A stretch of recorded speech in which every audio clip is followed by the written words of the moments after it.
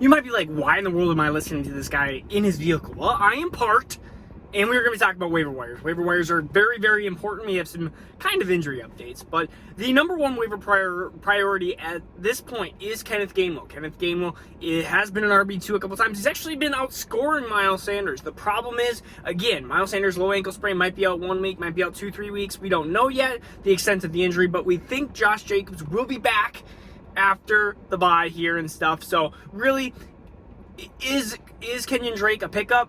At this point, I don't think so. I think we're going to hold off Kenneth Gainwell over Kenyan Drake. I almost said Kenneth Drake, but it's Kenyan Drake. Kenyan Drake. All right.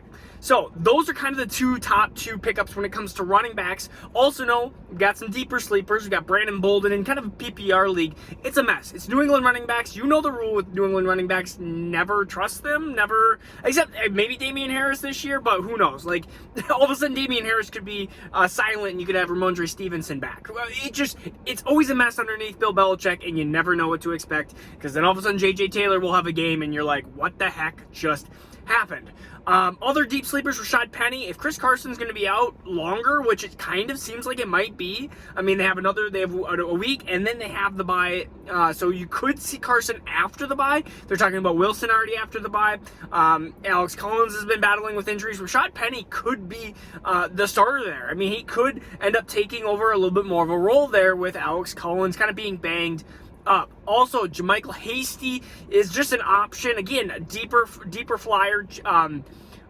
Jeff Wilson, I was trying to think of, is it Jeff Wilson? Really a guy that might not be back till mid-November, late November. She's still talking about almost a full month. So right now, again, it's running backs are coming down super thin, and this is just what you get. Wide receivers, Rashad Bateman is, of course, the easy pickup if you have a choice. Raymond of Detroit, Khalil Raymond, he would be another option. Jerry Jeudy he would be the number one option by far. But most teams have IR spots, and a lot of times he's not available in a league. But Jerry Jeudy coming back is huge. So just note that as well. Jameson Crowder, kind of a later flyer, but I'm not a super big fan of him. I know that Joe Flacco is back in being a Jet, but that's almost kind of irrelevant because Jameson Crowder is, he's a guy that's going to get you like 8 points. Like, is that going to be enough? I mean, you're going to have to be in a super deep league for that to matter. Quarterbacks, Carson Wentz, Daniel Jones. These are two quarterbacks that I'm really starting to like week to week, as in kind of safety plays. I'm not believing in Tua. Matt Ryan is starting to heat up. So, again, kind of like a Russell Gage option for wide receiver is another thing that, Russell Gage started off the season just banged up, but he had an okay year last year, and he was a guy that I was super high in the preseason on.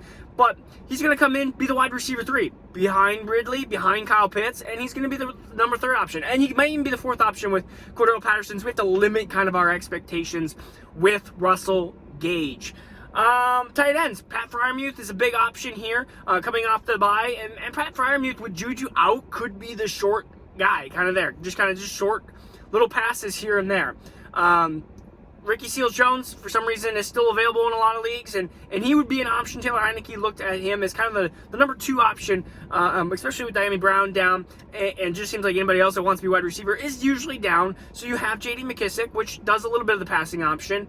You have Terry McLaurin, which is easy number 1, but they do throw to the tight end quite often. Logan Thomas still hurt. If Logan Thomas does come back, then Ricky Seals-Jones goes to irrelevancy again, but that is just an option.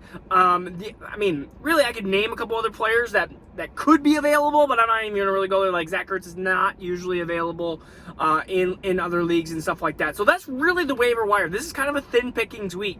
If you are one of those leagues that burn priorities and go immediately to the back, I'd probably just sit here and wait. Kenneth Gainwell doesn't attract me enough to make a move. So I would probably just wait a week. Now, in fab budget wise, a lot of these guys, I'm not betting much on. Kenneth Gainwell's probably the max, and I'm probably betting $5-10. Really, and then you got to be desperate for running backs at this point, and you might be desperate at running backs, and then you go for like that $10 bid. But really, it is a lower week when it comes to waiver wires. Don't be burning your waiver priority if you haven't, and don't be burning a bunch of fab at this point. It's just a lot of these players, unless Jerry Jeudy's out there, then I'm burning some fab, and there's one of my leagues that Jerry Jeudy's available, and I'm going to have to go burn some fab. All right, see you tomorrow. Hope you get your guys.